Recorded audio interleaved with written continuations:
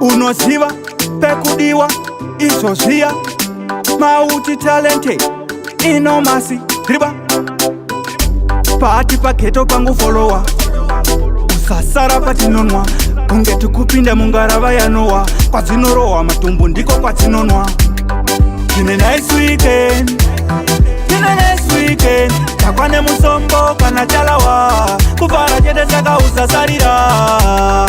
Tine nice weekend, tine nice weekend, tini captain ndapiwa ampen saratidza ndiri mukuru wepen. Zvibhodhoro malaga tobata mfesi wangu lion laga Kristi vachipe hatifare zvechitsaka vakuda zvekufara vachatitsvaka. Handikusiye dzako uya kumafaro unosarireko joka nepivha rova jeko usakanganwa vhesi kuitira mhepo. Tine nice weekend, tine nice weekend, takwane musombo kana chalawa kuvara chete saka usasarira. Tine nice weekend, tine nice weekend, tini captain ndapiwa ampen saratidza ndiri mukuru wepen. Noisy maya tidiva noshupa patalaga whisky kana supa inwa chawada pana nokustopa asi hatidiva nobuditsa naropa.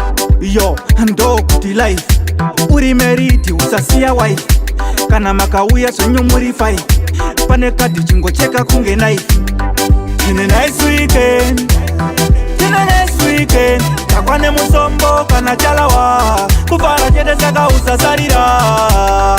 Tine nice weekend, tine nice weekend, tini captain ndapiwa ampen saratidza ndiri mukuru wepen. Zvibhodhoro malaga tobata mfesi wangu lion laga Kristi vachipe hatifare zvechitsaka vakuda zvekufara vachatitsvaka. Handikusiye dzako uya kumafaro unosarireko joka nepivha rova jeko usakanganwa vhesi kuitira mhepo.